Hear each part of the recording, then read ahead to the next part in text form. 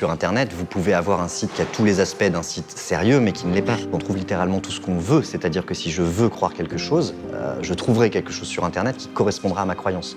Le pic de ça, c'est sans doute Kellyanne Conway quand elle avait parlé de alternative facts, pour parler de faits alternatifs, pour couvrir en gros des mensonges de Trump. C'est une manière de dire ça, c'est-à-dire tout est relatif, et il n'y a pas de vérité absolue, et finalement, il y a des faits alternatifs qui en fait sont faux, mais c'est pas grave, si on a assez de gens qui les croient, c'est vrai. Rumeurs, complots, faits alternatifs, mensonges. Depuis quelques années, le journalisme est à l'épreuve des faits et de la post-vérité.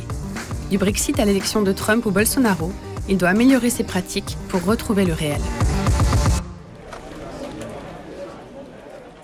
Le fact-checking, la vérification, la démystification, c'est quelque chose qui existe depuis une dizaine d'années dans les médias. Ça a commencé aux États-Unis. En France, Libération avec des intox était précurseur. On ne faisait pas ce travail, non pas qu'on le méprisait, très loin de là, mais il est dans l'ADN de l'AFP de ne parler que des choses qui se sont produites. En 2017, on avait la présidentielle française en ligne de mire.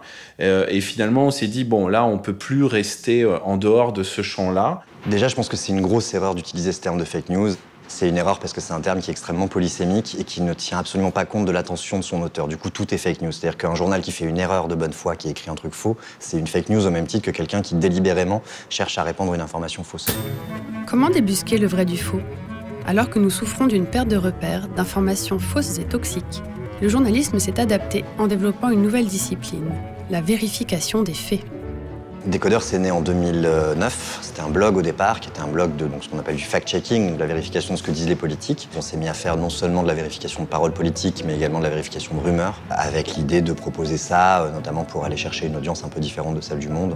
On a d'abord travaillé dans un projet collaboratif avec plein d'autres médias français qui s'appelait Crosscheck, où on a travaillé donc sur les rumeurs, les fausses informations, les canulars qui ont circulé tout le temps de la campagne présidentielle. Et puis, à l'automne 2017, on s'est lancé dans l'aventure factuelle. Et aujourd'hui, on travaille en 7 langues et on a à peu près une quarantaine de journalistes. Il y a un outil qu'on a développé qui est le Décodex. L'idée, c'était de se dire, nous, on voit tout le temps les mêmes acteurs qui produisent des fausses choses. Donc l'idée, c'était d'identifier ces sources et de leur donner une qualification en disant, attention, ça, c'est plutôt pas fiable, ou ce site-là, au contraire, est plutôt fiable.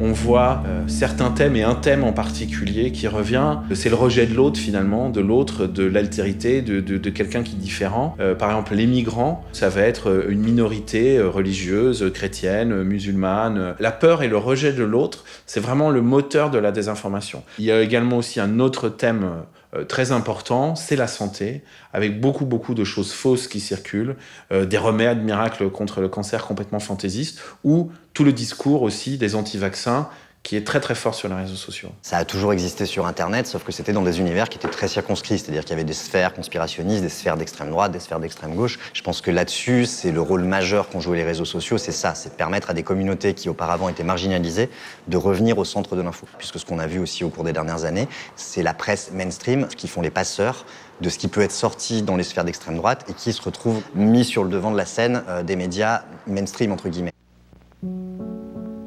The alphabet has only 26 letters. With these 26 magic symbols, however, millions of words are written every day. Yves Citon est chercheur à Paris 13. Professeur spécialiste des médias et de la littérature, il s'interroge sur ce que les fake news disent de notre rapport au réel. Où est la réalité dans le monde dans lequel nous vivons ? Je dirais très bêtement qu'elle est partout. Il y a une vérité propre du mensonge. Si quelqu'un croit à un mensonge, ça veut dire qu'il y a des besoins de croyance, qu'il y a des choses objectivement dans le monde autour de nous qui nous poussent à penser comme étant crédible quelque chose qui peut-être n'est pas vrai. Et il faut étudier la vérité du mensonge autant que l'imposteur ou la falsification qui est au cœur du mensonge. Même dans le populisme de droite, même dans ce que disent des partis néofascistes ou le Front National, ça peut être des mensonges, ça peut être des choses absolument funestes et catastrophiques si on les croit. N'empêche que la question, c'est de se demander pourquoi ils le disent et pourquoi on peut le croire. Salut à tous. Des initiatives, on en trouve sur YouTube, notamment avec Aude qui détricote les fake news méthodiquement, tel le Burkini, l'Europe nazie ou encore des sites dits de santé naturelle. Depuis 2017, elle investit le champ de la fausse information qui circule en vidéo et propose de nombreux tutoriels pour essayer d'y voir plus clair dans l'info. What the Fake, c'est une chaîne que j'ai démarrée parce que j'étais extrêmement en colère contre les manipulateurs. Je pense qu'il y a plusieurs clés en fait, à avoir en tête pour essayer de ne pas se faire trop manipuler sur le web. D'abord, apprendre à se méfier de ses émotions, de nos envies, de croire à telle ou telle chose qui sont conditionnées par notre éducation. Comprendre qui te parle. Si tu ne sais pas qui te parle déjà, c'est un problème. Je pense qu'il faut savoir aussi faire confiance aux journalistes, faire confiance aux professionnels de l'info. Savoir aussi que c'est pas grave de changer d'avis.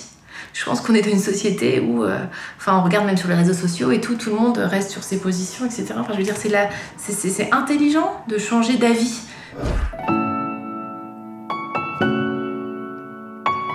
La dimension pédagogique est très intéressante.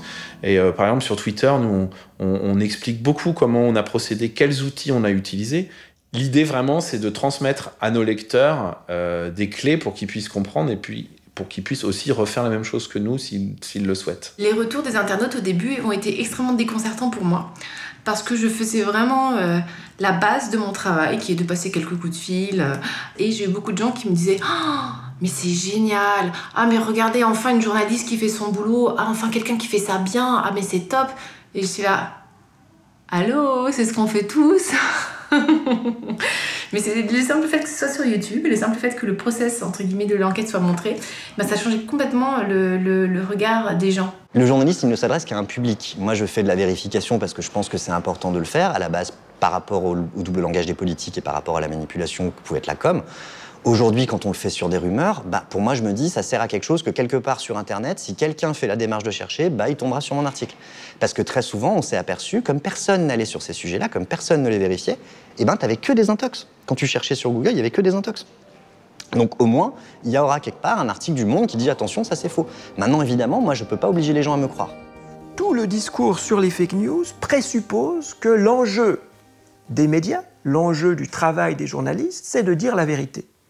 Et ça, si je pouvais remettre ça en question, ça me semblerait essentiel. Il y a quelque chose de beaucoup plus important, à mon avis, dont on parle beaucoup moins, malheureusement, qui ne se pose pas en termes de vérité, vrai, faux, conforme à une référence extérieure ou illusoire, c'est la question de la pertinence.